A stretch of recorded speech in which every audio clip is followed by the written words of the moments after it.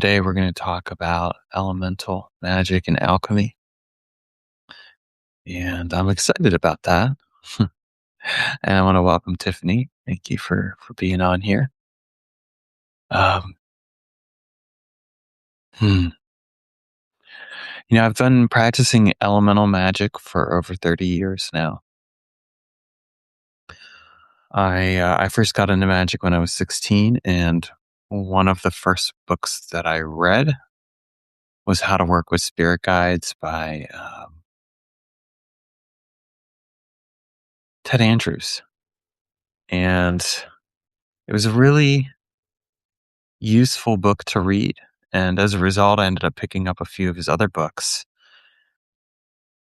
And what I found with his approach is that he laid out a way to connect with the elemental and nature spirits and the angelic spirits and things like that, which for me was like a really good place to start with spirit work. And a lot of the work that I gravitated toward was the elemental work. So I ended up doing a lot of work with the five classic elements of earth, air, fire, water, and spirit. And this helped to create a very essential keystone to my magical foundation that I still draw on to this day. Now, my experience with elemental magic has changed over time, which would be expected after all. I've been practicing for over 30 years, right? And of course, I've explored a lot of other magical systems and practices, and I've developed my own practices as well as time has gone on. But I find that I still come back a lot of the time to the elements. And my perspective of the elements has become more nuanced as well. Welcome, Cunning Folk Media. Now, as I go through this, if you have any questions or comments, feel free to drop those in. I'm more than happy to respond to them. And what I will share here is that in my approach to elemental magic, I have moved beyond the focus of earth, air, fire, water, and spirit, and started and worked with what I would call non-traditional elements. Now, first, This has happened for a few different ways. So, for example,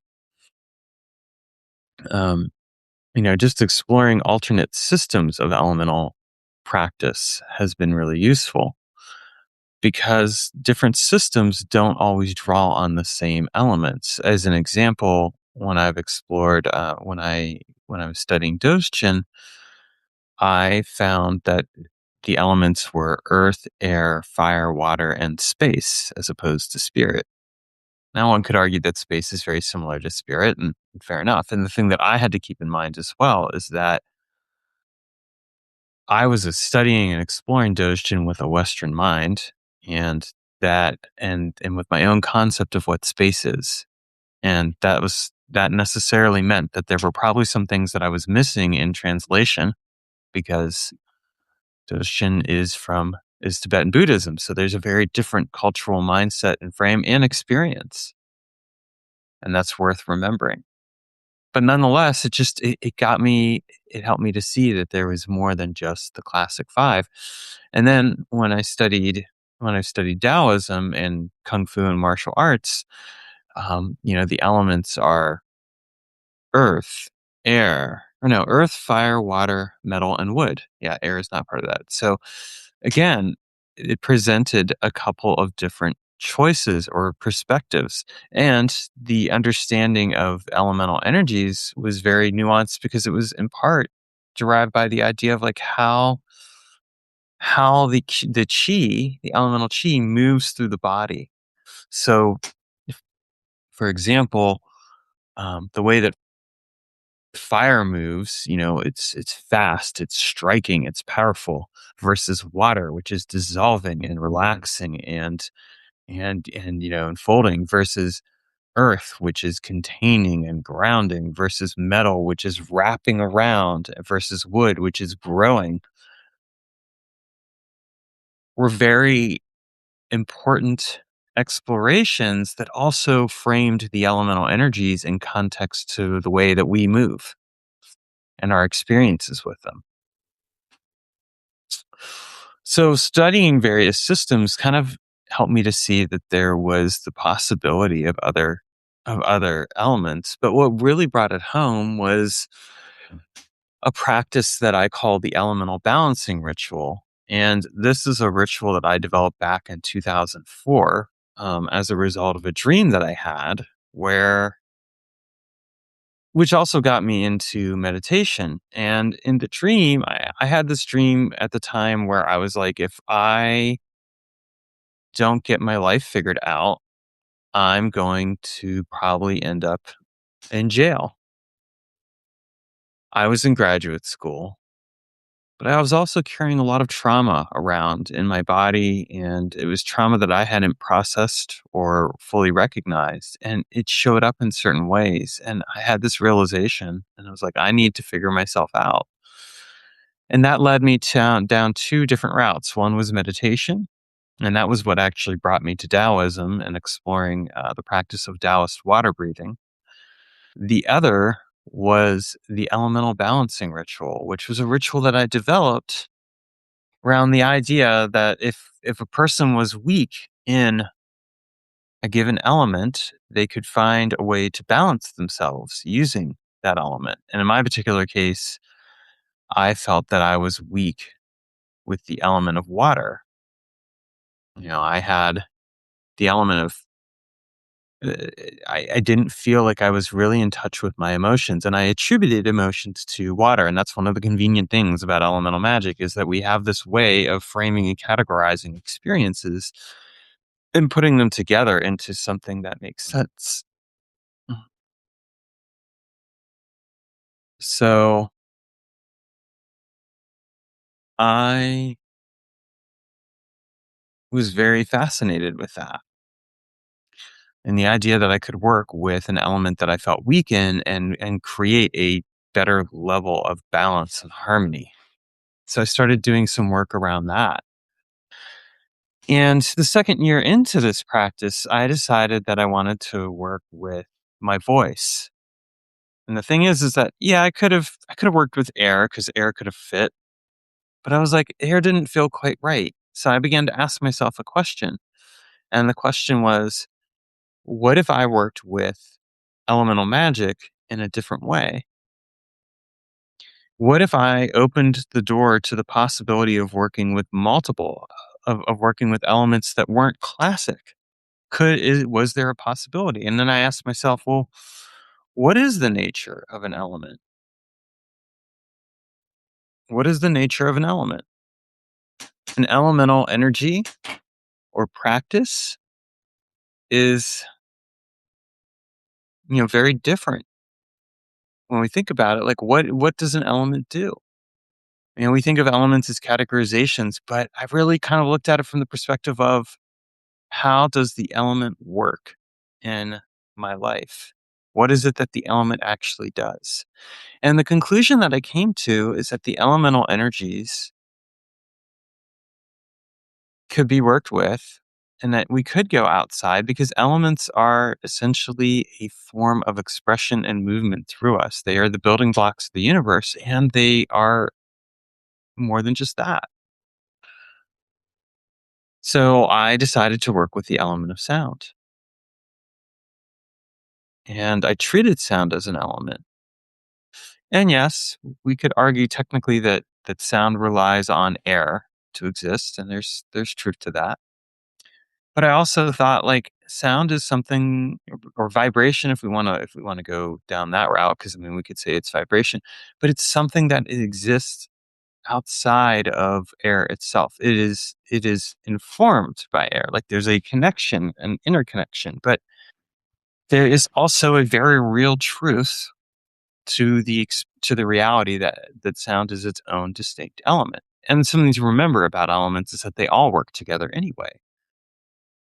We're not dealing with when we talk with elemental magic, we're not just dealing with a pure element. We're dealing with the way that the elements alchemize and support each other. And so that's where I came up with this elemental balancing ritual. And this became a ritual that informed and transformed my life in a very meaningful and powerful way because it showed me how I could work with the elements to bring a greater sense of balance and harmony into my life, but also to transform my relationship with them. Now, if you're curious about the elemental balancing ritual, I'm going to drop a link into the chat here. Check it out. And I am also going to share that in the post below, but I'm going to continue on here. And if you have any comments or questions, feel free to drop those in. So what I've continued to do over the years is really explore how the elements work together and how they come together in the human body. And I really think of the human body or just like the physical form, like, the flesh or whatever else as this alchemical laboratory.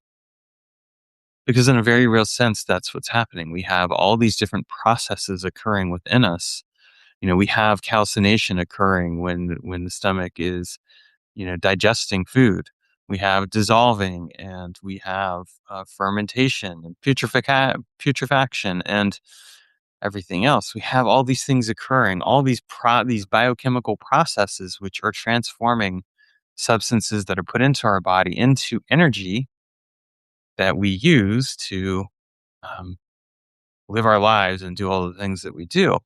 So it became very clear to me that there was this very potent and rich form of elemental energy in ourselves and that we were this nexus of elemental energy. And that changed the way that I worked with the elements as well.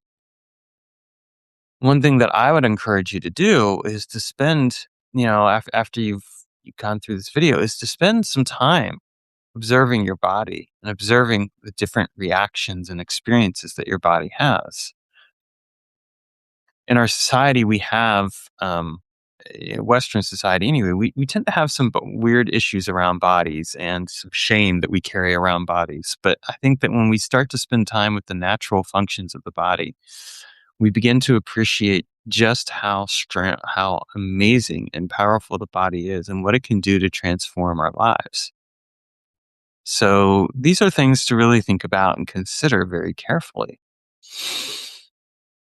Um, this is something like when I think about sound, for example, I'm vibrating my vocal cords in order to speak right now and to share something with you. That's something that's really amazing to consider and contemplate.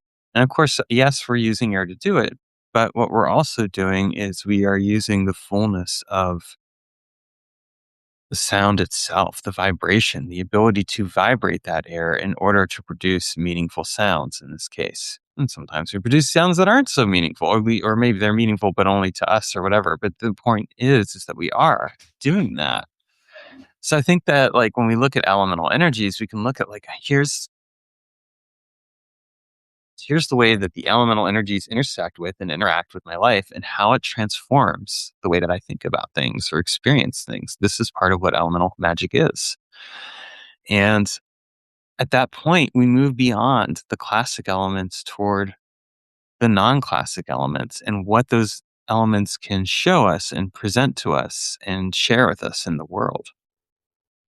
So if you're curious about elemental magic, and I would urge you to look beyond just the classic elements because there is a rich, deep exploration of elemental energies and magic that you can discover and explore at length in your magical practice. And when you take the time to explore and study these, you'll discover a lot of things, not just about the elements, but also about yourself and the way you interact in the world.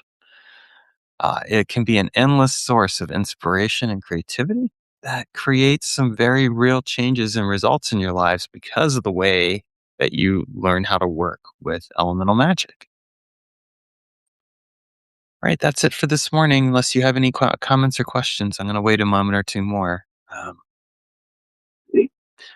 Yeah, and I want to thank you guys, all of you who come on live, and of course those of you who watch this later on. I really appreciate it. I do appreciate any sharing that you do or anything else along those lines because I love to share these topics with you and with people in general. All right, thank you, and have a wonderful rest of your day.